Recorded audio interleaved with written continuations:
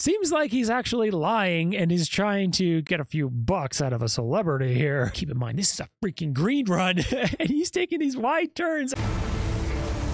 Welcome back to the Schaik podcast. I'm your host, Derek Van Schaik, and still in the condensed Studio A here. I think this studio has its benefits. It's more of an intimate conversation. It's not so big and lonely as it looked before, with me among like 3 other chairs and other spots that aren't filled. And it's just a reminder that we don't have co-hosts because we're still working on that. And yeah, bigger space, it kind of takes a little bit of time and energy and effort to move everything. And I'm not in a position to do that right now. It takes way too much time. And it's just unnecessary. It's unnecessary. We don't need a big studio right now until we get some co-hosts. When we do get co-hosts, we will bring back the big studio and get bigger space in general. So anyway, we are talking about the Gwyneth Paltrow case where she is being sued by this guy. His name is Mr. Sanderson.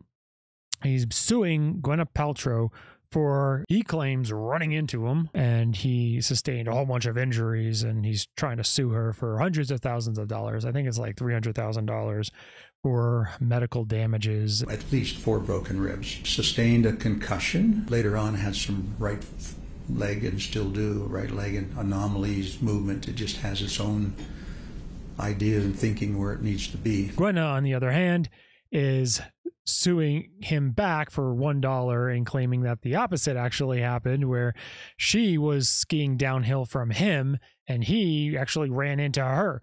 So a little bit of literally he said, she said type of situation here.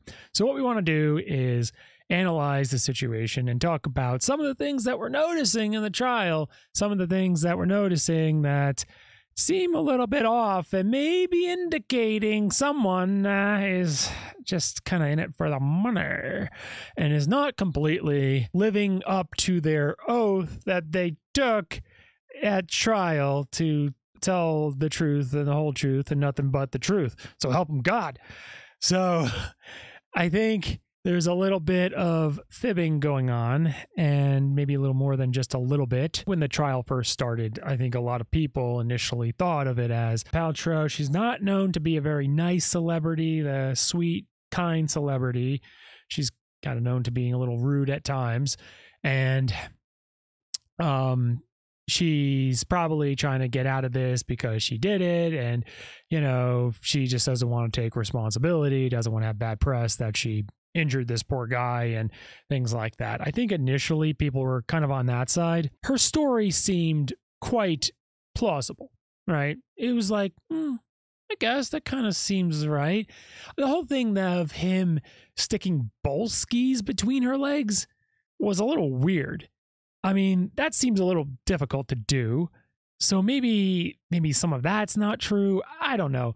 But overall, her story seem plausible, okay? And I think that's the first step when people are looking at determining whether someone is being truthful and kind of evaluating their story. Does it pass the sniff test? Does it like make any sense? Or is this just some kind of fabricated story that someone's making up? Then Mr. Sanderson took the stand, and his story wasn't believable at all. It just wasn't. And we're going to break down exactly why that seems to be the case. I'm from Colorado, showing my CU, University of Colorado sweatshirt here. I have a lot of experience in these types of big ski resorts as far as being an attendant, right, as a guest. And I snowboard quite a bit out here in the Rockies. So I have experience with these ski resorts, and I've been through a lot, and I've been snowboarding for over 10 years. Let's go over why Mr. Sanderson's account and some of his behavior doesn't make any sense, is not congruent, and seems like he's actually lying and is trying to get a few bucks out of a celebrity here. According to Mr. Sanderson, who at the time was about 63 years old. Now he's 70 years old. Keep that in mind. He's claiming, this accident caused a whole bunch of dementia and a whole bunch of personality changes and things that made him feel old when in fact he is of the age of where things like that happen. Keep in mind too, this accident happened in 2016. 2016, think about where you were in 2016. In 2016, the president of the United States, okay, was Barack Obama. Okay? Think about that. That's a long time ago. That's a long, long time ago. Gosh. I mean, I wasn't doing much of YouTube. I think I was making a little bit of a few videos back then. I was still working in corporate America. I mean, gosh, that's where I was. Think about where you were in 2016. So it's such a long way from now. It's 7 years. So keep in mind, he was 63 and now he's 70. He's like, oh, things are so much different now with my mind than they were when I was 63. And I'm like, yeah, unfortunately, that happens. That happens. They don't know what I'm talking about until I get to the subject. So everything is backwards. I'm building from the little things and then saying, oh, I'm talking about apples. They're going, I had no idea. Upside down and backwards. Communication just feels like I can't connect. I just know it's different. Things are weird. I'm going the wrong direction. I'm going, what's going on? I've done this dozens of times. I was lost. There is forms of atrophy in the brain that occur typically when you start to get into those later stages of life. It's just a fact. So, for him to, now be saying, oh, what was the crash? Is because this girl crashed into me and, I broke ribs and I bruised ribs and I bumped my head. That's when everything changed in my life. Well, no, it was also because you were getting older in that stage of life. Call saying that you agreed that saying I'm famous was a crazy thing to say.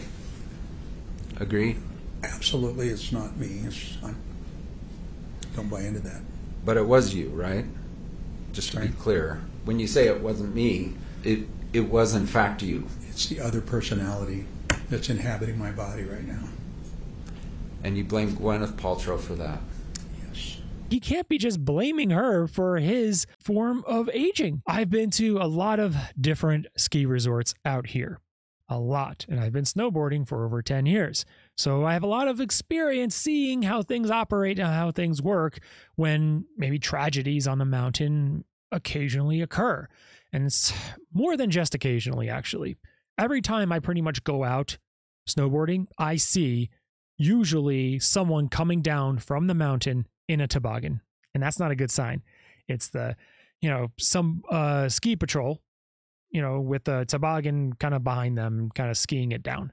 Meaning that someone either broke a limb or maybe some damage to their spinal cord, some serious injury. Okay, so just want to say that it's not as safe as you may want to hope it is, especially out here in Colorado. You get a lot of tourists that come out here for the weekend. Maybe only skied or snowboarded a few times in the Appalachian Mountains and smaller resorts. They come out here, it could be dangerous. So, I'm used to seeing some unfortunate accidents on the mountain. Thank God I've never had any real injuries on the mountain. I've twisted things. I've banged my head. I've tumbled down the mountain myself a few times, but that's just part of the sport. You got to take the bruises to be good at it. If you're not willing to take the bruises, you probably aren't going to be very good at it because you're not pushing yourself to be good at the sport and trying things that maybe you're not comfortable with to eventually get comfortable with and be comfortable with so you can master those skills. Unfortunately, accidents do occur on the mountain and they can be quite serious. But when they do occur, one thing I will say is that ski patrol is really, really good.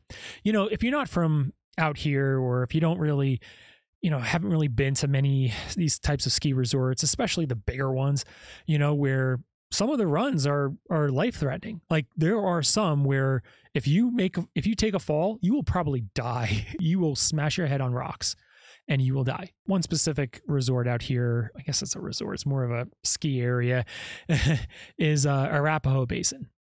They have, what is it called? The East Wall. And there are some runs through there where if you fall, you can easily hit your head on a rock, easily hit limbs on a rock, and you can be severely injured or die if you end up tumbling down one of those chutes going off of that mountain. It's not even a mountain. It's more of a ledge of rock, like really high, and just occasionally has just enough snow to ski or snowboard down. The ski patrol are like the firefighters of the mountain. They will risk their lives to save you. You know, even if you do something completely stupid, they will risk their lives at times. Not, you know, I mean, if necessary, right? To save your life. You know, if you're hanging off of a cliff, they will do whatever they can to save you, even though that you were stupid enough to go down the mountain or go down this cliff that you shouldn't have gone down. They will still risk their lives to save you.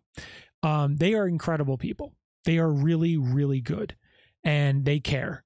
Okay, so Mr. Sanderson's account that ski patrol just let him lay on the side of the run, face down in the snow, and just look at him while he's like unconscious. I tried to move, and I could not move a limb. I couldn't move my head. I couldn't move my body. Nothing was responding. And not do anything to help him and take him out of the snow and see if he's okay. Do you agree that someone asked you, "Are you okay?" That is absolutely, beyond a doubt, wrong. No one spoke to me when I was needing help. No one stopped. No one. So your testimony is Eric Christensen just sat there and looked at an unconscious man for several minutes. Is that your testimony? Yes, he never said one word to me. The first things I did was to ask if everyone was okay. It's absolutely ridiculous. The story makes absolutely no sense. He claims to be laying there face down in the snow with his skis still attached to his boots. Were your skis on or off at the end of the collision, do you know? Absolutely, they were on. If he takes any kind of big fall like that, okay, the actual skis detach like very quickly. And the reason why is so your limbs don't break off. As you can imagine, it could be quite dangerous if you make, if you end up falling and your skis don't give. You know, you could literally snap off your legs. And for him to say, "Oh, I took this big fall and he went flying," he literally said, "I went flying." I got hit in my back so hard, and I'm right at my shoulder blades, and it felt like, and was perfectly centered, and the fists and the poles were right there at the bottom of my shoulder blades. Serious, serious smack. Never been hit that hard, and I'm flying. I'm absolutely flying. But your skis didn't detach, and he's claiming they're still, it doesn't make any sense. The story makes absolutely no sense. And what Mr. Sanderson admitted was that he admitted saying sorry after the accident. And I got to placate this guy. I remember saying, "I'm sorry. I'm sorry." Usually the person who runs into the other person is the first to apologize. It's just ridiculous. And I think what Gwyneth said was that he initially said, "Well, you skied into me. Why did you do that?" Yes. And he said, "I think you skied into me." Yes. And that's when you were furious and said, "You skied directly into my effing back." At the top of your lungs. Yes, I did. Which is quite interesting. It would be like, well, why would he think that she skied into him? And I think kind of the reason is that she was, I think, actually on the side of the mountain, kind of skiing her way. But when he was coming in from the other side, her traverse was kind of going in the direction that he was coming, kind of thing. Still, he was further up on the mountain than she was, but he was making these wide radius turns. So he was taking up the entire mountain, which is not something I really recommend anyone to do unless you are completely alone on the mountain and you just want to goof off. You don't take these big radius turns, because when you do that, of course, as you can imagine, you're taking up the entire ski slope and you're bound to hit somebody. But the thing is, as someone who's quite experienced now and, was inexperienced 10 years ago or whatever, and I can remember back to being very inexperienced. Inexperienced people typically take very wide turns, very high radius turns down the mountain. It's very typical of someone who's inexperienced or scared, or maybe is losing some of, their understanding of how to ski due to maybe some forms of atrophy in the brain as someone were to get older. What seems to have happened is that he was taking these wide radius turns down the mountain and hit her. That account was also corroborated by the ski instructor too. He saw it happen, not the exact collision. He said he looked away at that moment when they collided, but saw Mr. Sanderson taking these wide turns. They were large radius turns, edge to edge. He was close to carpet using the entire run. If you make a small turn, you're out of the line of traffic. They're taking those wide turns because it's a little bit of the apprehension to actually make another turn, because turning is probably the more difficult part of skiing or snowboarding generally. The hardest part for a beginner, kind of making turns down a steep surface of the mountain, right? So what people end up doing is that they end up traversing the mountain more and taking very wide turns so they can limit the steep grade of the mountain. Because if you think about it, if you're making very quick turns down the mountain and not taking very wide turns, you are gaining a lot more speed and you have to do a lot more work because you're making so many extra turns. And if for a beginner, turning is hard, so you're trying to limit the number of turns. Someone who's new, okay, you need a lot more space. I remember being new, and I remember trying to go in off hours so I didn't bump into anybody, because it was like, oh my gosh, I need as much space as possible here because I just don't have as much fine, minute control over what I'm doing. So I need to make sure I have as much space as possible so I can make turns as widely as possible and not making very sharp turns, because I didn't know how to make the very sharp turns on a snowboard. It's more than just it's really muscle memory. And you know what? That's just the reality of starting.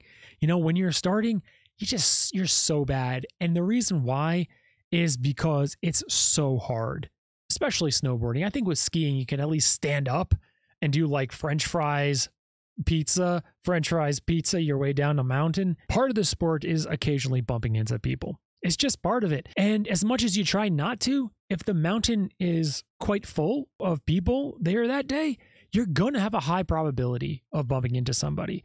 And also, if a lot of people that are on the mountain don't really know what they're doing because they're not from the area, they don't really do it very much, they have a high probability of crashing, and there's going to be crashes on the mountain. It just happens, okay? Whether how severe it is, that's a whole nother story. But you kind of take that risk when you go on the mountain, that there are some people that are less experienced. And also, even if everyone's experienced, you may be skiing next to somebody, like right next to them, and then you zig while they zag type thing, and you boom, and you kind of bump into each other. You may both end up falling down, but it's not anything too significant. We're not talking going to the hospital at all, talking about maybe just a few bruises, if that. Here's the other thing. It's so weird that he's actually suing her over this. These types of crashes, they happen every day on these mountains. More than every day, like so many times a day. It's just so common, especially when there's such a high volume of people on the mountain, especially these green routes, as we're talking about for the beginners. They don't know what they're doing. There's a lot of people. Bam, they're going to be crashing. Clearly, he's suing her because she has deep pockets and she's a celebrity, and he's probably trying to get his little bit of 15 minutes of fame. For him, I think part of it is a little bit of like, hey, I'm going to try to milk this. I mean, how often do you crash into Gwyneth Paltrow here, That's crazy. It's a celebrity. I'm not going to just let this thing go. I think there's a lot of that. I'm getting an adrenaline rush here, I guess, living this again. Just being here and present, too. Did you think it was cool to collide with a celebrity? Absolutely not. That is not who I am, no. So the words "I'm famous" seem to say, I think it's cool that I had a collision with a celebrity. Was that your thinking at the time And your answer was yes. I guess, yes. If she was any other person, there's no way he would ever sue her. And that's the other thing too. If Gwyneth Paltrow was actually at fault, she would probably just pay him a few $100,000 and just get this thing over with.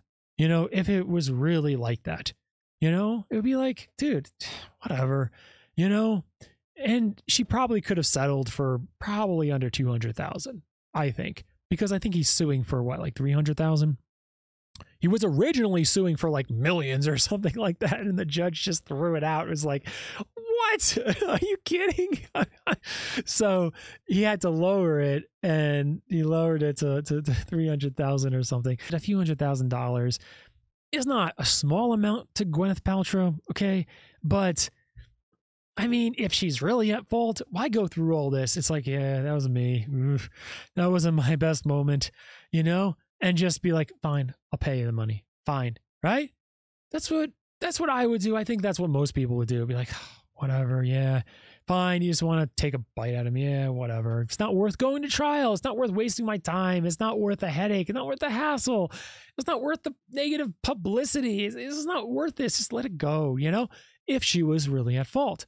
But for her to, you know, contest this and to be like, no, it wasn't my fault. It seems quite obvious to me, in my opinion, that, yeah, he is trying to make a few bucks off of Gwyneth Paltrow and probably trying to get famous, as I said, because he apparently was very happy and excited that it was Gwyneth Paltrow that he got into a ski accident with. There's also some talk about GoPro footage, right? That he claims in an email that to, I think, one of his daughters that, oh, I have GoPro footage of it.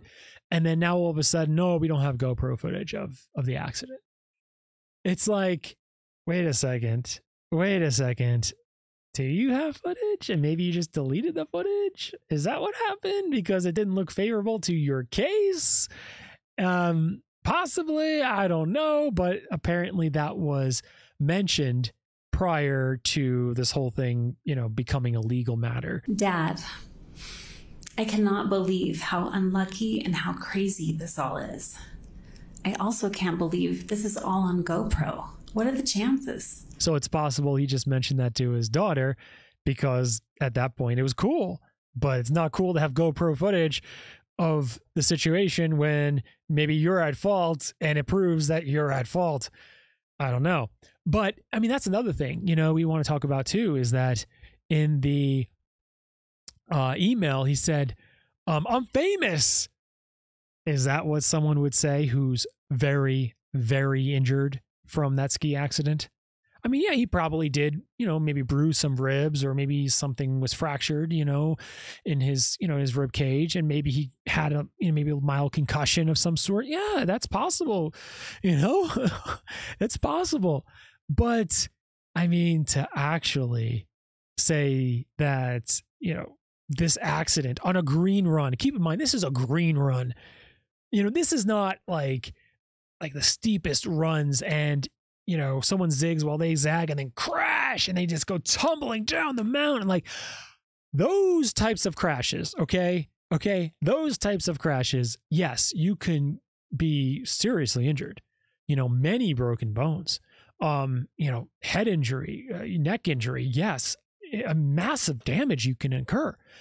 But keep in mind, this is a freaking green run and he's taking these wide turns and he just basically falls over. He basically just fell over. And yeah, there's a little bit of impact from colliding into somebody, but I would say he probably sustained more of his injuries, to whatever extent that was, from actually hitting the ground as opposed to colliding into her, you know, and he was probably going to hit the ground anyway at some point because he was probably destined to crash. But if you were seriously injured, would you write an email to your daughter saying something like, I'm famous? Or would you say something like, oh my gosh, I'm so injured. Oh my gosh, something terrible happened to me. And you'll never guess what freaking happened. Gwyneth Paltrow crashed into me, causing all these injuries to me, head injury, rib injury, all these other injuries, blah, blah, blah. That's what you would say. And that's the thing too. There are so many inconsistencies with this guy. He mentions too that the person that kind of took him down from the toboggan eventually was this ski racing downhill champion of all the ski instructors or something like that. Like something very, very specific that apparently she told him when he met her, when he was supposedly so injured and couldn't remember anything. He claimed he couldn't remember anything. It was just all a blur, from the time that he got knocked down, and he was just like, laying in the snow with his skis on, face down, unconscious, and and people just yelling at him, and he didn't know what was going on. She told me that she was from Michigan, moved 5 years before, and had started on the ski patrol here 5 years before. She loved her job. Her name was Whitney, and that she had a horse named Titan. She won the women's downhill in the ski patrol women's competition. The first thing Whitney asked you was like, how are you? And what happened? Do you agree those are like the first two questions? I have no recollection of those questions. He remembers that, but doesn't remember anything else around the event? Come on. This trial still has a bit left. The plaintiff has not rested yet, so the defense still has to come forward and, question their witnesses and may bring Mr. Sanderson back onto the stand, and we'll see what he has to say. I'm sure Gwyneth Paltrow will come back onto the stand when the defense calls her to the stand and hears her side of the story from how they want to present it and how they want to talk about it from their direct questioning. I think it was really funny because initially most people were like, such an entitled celebrity Gwyneth Paltrow is. I heard she's really mean and like this. To now hearing Mr. Sanderson's side of the story and like, oh boy. Yeah, maybe Gwyneth isn't the nicest of celebrities, but this guy's clearly lying. But we'll see, we'll see what the jury says. But it doesn't look quite good for Mr. Sanderson here. Terry, did you cause the ski collision with Miss Paltrow? Absolutely not. So if you're not already subscribed to the Shake podcast, give it a subscribe. We are everywhere you get your podcasts, including Apple, Google, Spotify, Amazon. You got to watch the show on YouTube. Everywhere you get your podcasts, that's where you can get the podcast Shaked. See you at the top.